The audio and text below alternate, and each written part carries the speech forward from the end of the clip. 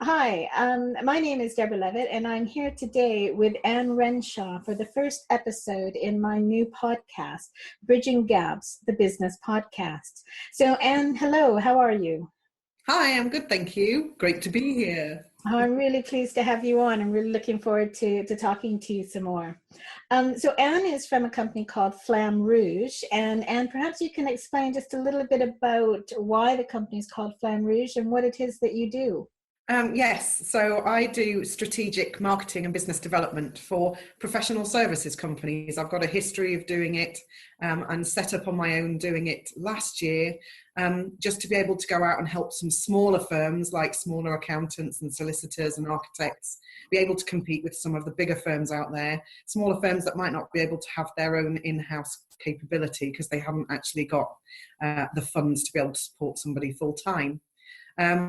And how it was called Flamme Rouge, when I decided to set the business up, I had no idea what to call it, despite being in marketing, and was brainstorming with my friend Tom, and he just said, write all the things down that are in your head at this moment. And I wrote lots of things down, and it was during the Tour de France, and I'd written the words Flamme Rouge down, and Tom said, right, I really like that. What does it mean? Flamme Rouge, when you're on a stage of something like the Tour de France, a kilometre from the end, there's a big kind of arc that goes over the race, and it signals the last kilometre of the race. So it signals the fact that you've nearly got to the finish. It's time to give it one last push. It kind of signifies the end of where all the teamwork finishes, and then people just kind of make a dash to the finish. So for me, it was really appropriate because a lot of what I do is based around teamwork. It's about helping people within the businesses be the best of themselves through teamwork and achieving things through marketing and business development, and effectively helping them achieve their Flamme Rouge, whatever that might be. Excellent. And how do you help them? What sort of things do you do to actually help them to take those steps and actually put their marketing, strategy in place? It varies. I've done so many different projects with different firms. So from going into a firm that has quite a good idea about where their marketing is going, but they're not quite sure why they're not bringing leads in, and I can kind of do a bit of a review on what their business development processes are, whether their team need a bit of upskilling in terms of networking training or business development sales training, look at their pitch documents, presentations, and give them advice on that. But then there's also firms that I've worked with that they know that they're growing. They're not quite sure why they're growing. They want to achieve more growth in the coming years. And so they need a bit of help on establishing who their kind of key audiences are, really what their USP is and what they're going to take out to these audiences, what service lines are the most profitable, what kind of client base is the most profitable, so that they can then move forward with a kind of a really good idea how to communicate to that market and what the best way of marketing is. And for a lot of professional services firms, they don't have huge budgets to be able to spend on marketing, so it's working out what they can do that doesn't take a lot of investment, such as key referrer networks, where they can just kind of work out relationships, move them forward, and it doesn't take a lot of resource in terms of money. It's just more their time and effort in focusing on building those and moving them forward. Okay, thank you. So what sort of, so what is a key referrer network? What sort of thing does that, so for somebody who's maybe starting out in business and is looking for some marketing, is looking at how to get out there, what sorts of things should they be looking at? And is a key referrer something they should know what that is and have, or should they be taking different approaches? I think to a certain extent, referrers can work for any business. It's particularly important in professional services because a lot of work comes from referrers, and it's a really good channel to be able to convert them quite quickly because they're already warm and to have a higher conversion rate. I would say that a lot of people tend to have a lot of referrers in their network. So say a firm of solicitors may have lots of accountants that they give work to. They may have lots of banks that they give work to.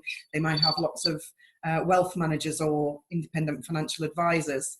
And a lot of people can think, well, I'm giving out all of these referrals. So they may have 15 accountants that they give one job to each time. And then they're not they don't understand why they don't get a lot of referrals back.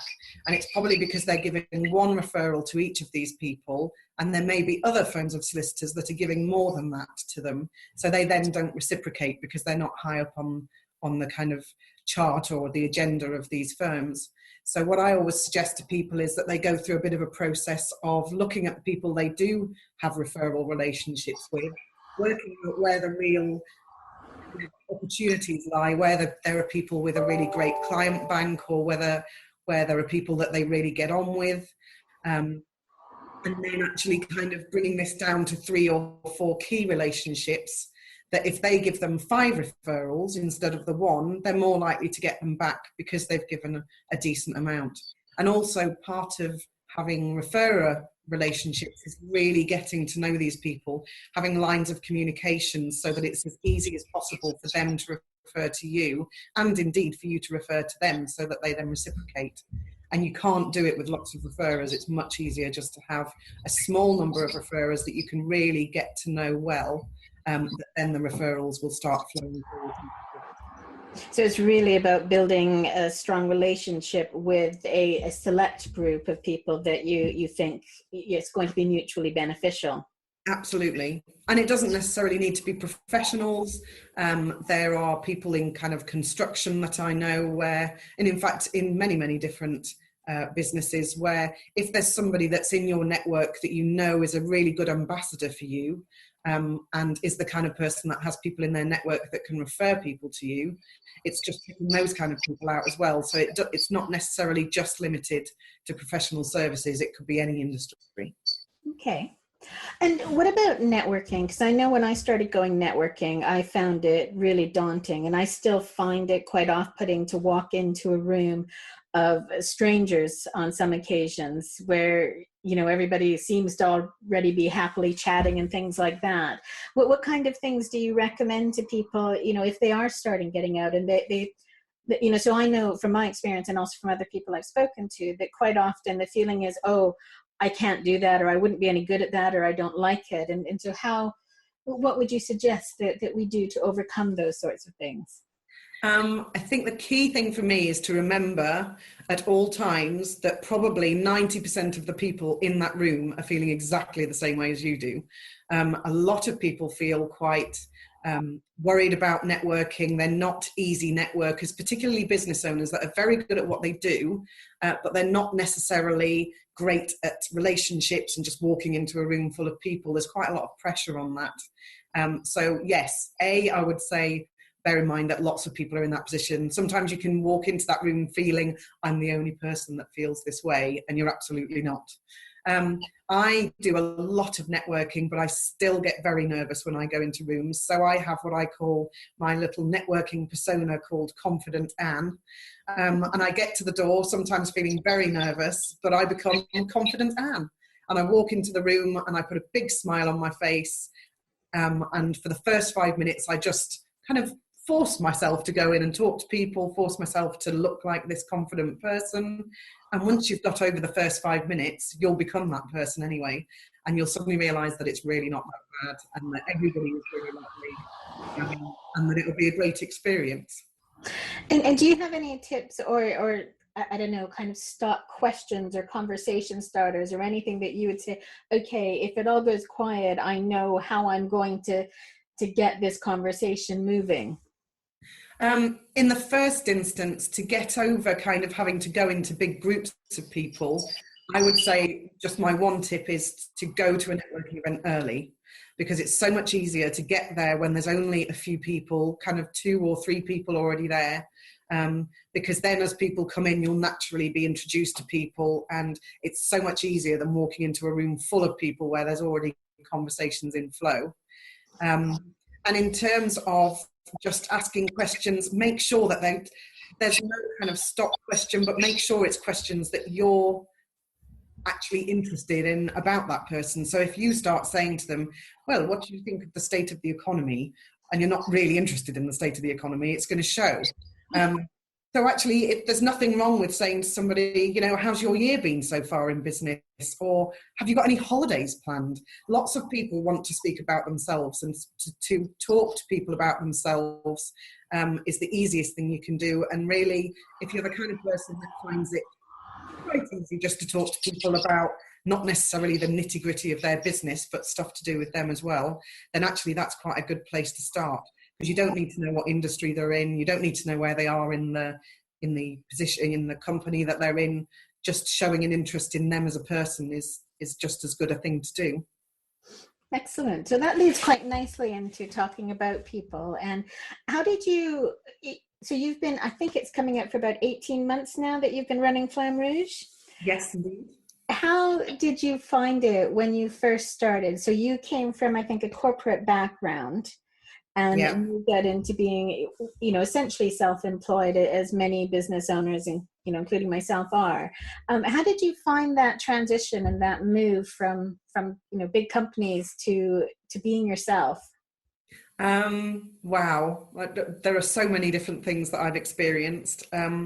Firstly, owning your own business is just amazing in many, many ways.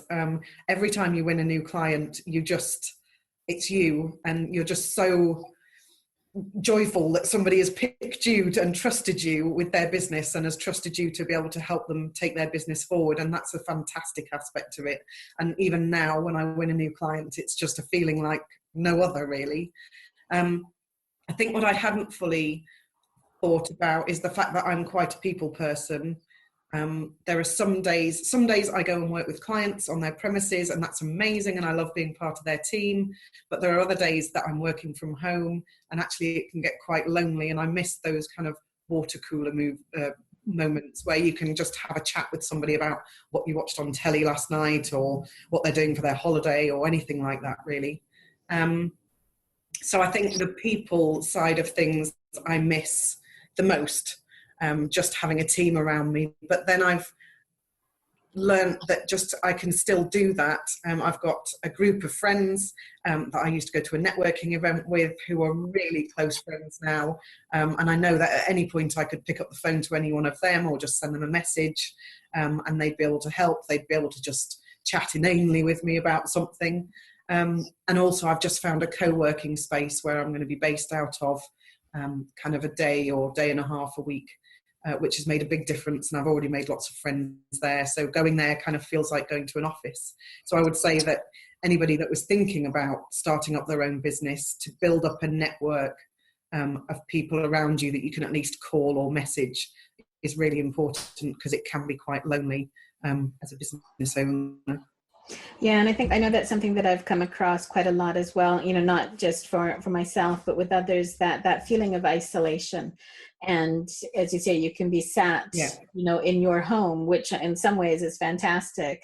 But, sometimes you do just want that interaction, and being able to know that there are people that you can meet up with or go and work somewhere really does make a huge difference. Yeah, absolutely. So what about, if you were looking back when you first started out, what would you say, sort of were, apart from discovering that isolation and that, desire to make sure that you did have people around you when it suits you, what were the other challenges, or sort of maybe the key challenges that you would advise somebody starting up now to really try and take into account before they go too far down the road of starting their own business? I think it's to get into a routine of work, in terms of, to begin with, I was very much focused on, I needed to be doing something on the business at all times, and I needed to be busy, and it didn't really matter what I was doing. As long as I was busy, I felt like I was doing something on the business. But then that led me to be too busy. I would just fill my time. I'd get up at 6 o'clock in the morning and I'd start working straight away. I'd get to about 2 o'clock in the afternoon and I'd realise I was still sitting here in my pyjamas. I hadn't actually eaten anything or done anything, then just busily type away at whatever it was that I was doing. And then I'd finish at kind of 7, 8 o'clock at night. So I think it's being very clear on what the priorities are and what is going to make the biggest difference to your business, and kind of being very, especially in the first stages, planning well on what is going to make a difference to your business, what you really need to get done, and being honest with yourself about what you really need to get done. Because a lot of the time I would tell myself that I really, really needed to do my receipts in Receipt Bank, and I needed to do them that day, rather than do something that perhaps wasn't you know, it was that eat the frog moment and I didn't want to do it. But of course, my receipts seemed really important to me at that point. So it is being honest with yourself and identifying what it is that you really need to do that's going to move your business forward in those first few months. Excellent. And just thinking about you personally, I know that you spend a lot of time, well, one, run a triathlon recently, and also you do quite a bit for charity. And I just wondered if you wanted to talk, because I know those two tie together quite well. If you want to talk a little bit about that and I guess how you find it, how it fits with your business life, what it gives you just generally. Yeah. So yes, I did my first triathlon for Disability Challengers down in Guildford in 2011. It was just a very short one. And absolutely loved kind of being part of their community, being able to help. They've got an amazing facility down there helping disabled children and their families. They're just a brilliant place to go and experience. And I know that they're a lifeline for the children and their families. And so I've tried to do something kind of every year or every other year since then. And particularly as Flamme Rouge, I've got involved in their business club, which is fantastic. Meet lots of other local businesses who are just as passionate about the charity and fundraising and making a difference in their community as I am, because I've always thought that for me, being in business, it's not just about the money. If it was about the money, I'd go back and work in London, earning a lot more than I do as my business. But it's about being able to do something with what I love doing as a business and to be able to make a difference to other people. So this year I'm doing another triathlon later in the year, which is an iron distance triathlon, but over 3 days, which will be a bit easier. And for me, it's great because it also adds something to my day that I need to exercise, and actually making the time to exercise during my day gives me that kind of clarity of thought.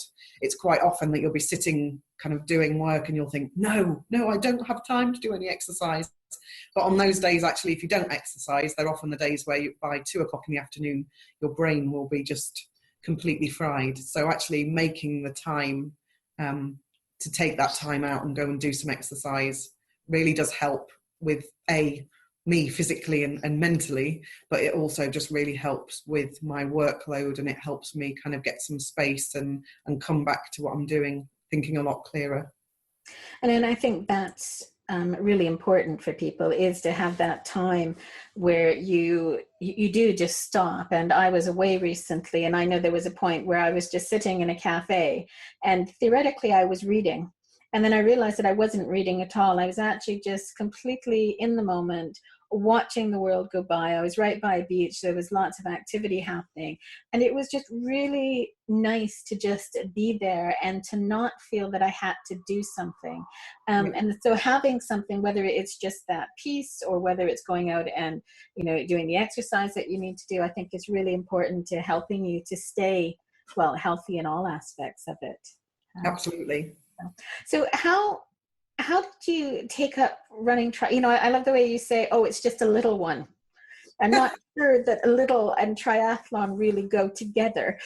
But how did you get to a point of deciding that was something you were going to do? I have a friend who's has run for probably as long as I know him, but then a few years ago suddenly decided he was going to run the London Marathon. And now he seems to run marathons, and he's running his third London Marathon, I should say, this coming year. So what drove you to deciding to try, a triathlon? For me, it was the fact that at one point I was 20 stone, and I decided that I needed to do something about it. I needed to kind of turn things around. I didn't like myself very much, and so I started doing a little bit of exercising on an exercise bike every day, and I started losing weight, and then I actually started doing a little bit of running, and was doing quite well with the running, but I actually have something called hypermobility syndrome, which actually means I really shouldn't be running very much, not as much as I was doing, and I was getting injured a lot, and I've had quite a few operations on my feet. And I happened to meet a lady who I'm still in touch with now, actually, who does triathlons. And she said to me, well, why don't you try a triathlon? because then the running is only one small part of the rest of it. And cycling, I had to get my first proper bike, which was a road bike, which I was scared of falling off constantly. And I went back to swimming, which I used to do when I was younger anyway. But I found open water swimming, which I now absolutely love. So yeah, it was something that I knew I needed something to keep me fit. I love exercise, but unless I've got a bit of a goal, I don't tend to prioritize it over other things, which is why I always try and do kind of one race a year that is my, as they call it, a race. Right. Something to train for and something to get me out of bed in the morning. That's amazing, Anne. I think I've told you that before, that I think you are very amazing. I know you say you're not, but trust me, you are. No, I don't feel it. It's okay. I feel it for you. So, just trying to think if there's anything else that we've talked a little bit about how you started with Flamme Rouge, how you've come with this amazing, running triathlons, running, cycling, and swimming them, and the Challengers charity, which, I remember hearing them speak one day about what they do, and it is absolutely amazing the difference they make in lives. Is there anything, I guess, that you'd like to wrap up on, that if you were listening to this yourself, that you wish somebody would have, I don't know, told you this or shared this, or? I think for me, and I was talking to somebody else about this that's just set up their business, it's that it is hard setting up a business, and I don't think sometimes you realise how hard it's going to be. I used to be a business coach, actually, and I remember coaching businesses, but at that point I had no idea what it was actually like to run a business. I knew the processes behind it, the marketing, the kind of operations, and I knew how to coach people into the doing of the business, but I didn't realize the kind of psychology and the issues that people faced. And for me, when I first started up, I used to wake up in the mornings and I used to think, oh my God, how am I going to get any more clients? Oh my God, I'm never going to get any more clients. People aren't going to like me. And then I'd panic about how I was going to pay my rent. And that's just, as a business owner, your brain kind of plays tricks on you. So I learned various different coping mechanisms. I've now got a little mantra that I say to myself in my head whenever I wake up thinking like that. I've got a few client quotes, which it sounds really sad, but I keep them on a piece of paper next to my bed, so that if I do wake up thinking, oh my God, my clients are all going to leave me, I look at these client quotes and I think, no, Anne, you are good at what you do.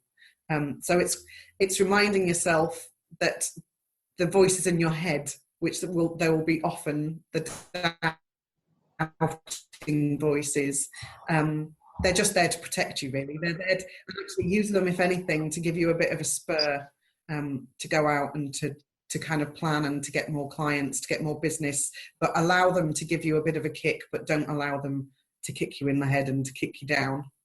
And just surround yourself with people that whenever you are feeling like that, you can call them and they can give you a virtual slap down the phone. That's fantastic, Anne, and thank you. And I agree with the need to, have the people around and to be able to put those voices in their place. So where they belong, whether that's giving you a kick or just telling them to go away, because I think it is a big shock. Especially if you've come from a corporate background and you've always, you've been relatively successful, and now suddenly you're out there on your own, and it's a whole new world. Yeah, especially when you come across a problem in your business, because when you're in a corporate background, you're part of a team, you've got people sitting around you. I mean, I worked in an office where there were 1,000 people in the building, 100 people on each floor, that was completely open plan. So if something came up, or if something happened, or if somebody said something to you, you could immediately turn to the person next to you and just say, gosh, can you believe it? Such and such has just said this. And they would say, oh, they're obviously just having a bad day. And you'd think, yeah, they're right, I'm going to move on. But when you're sitting at home on your own and somebody says something, and it might just be that you've taken it completely the wrong way, but you sit there and it can go round in your head and it can go round in your head and you can dwell on it. So it is important to kind of make up for the lack of colleagues with just having that support network around you, that you can just send them a quick text and go, this is what's just happened. And they can go, yeah, that happens to me all the time. It's fine. Move on. That's really great, Anne. Thank you very much, and thank you for being my very first guest. My pleasure. Thank you for inviting me. Thank you very much for listening to the first episode of Bridging Gaps, the business podcast.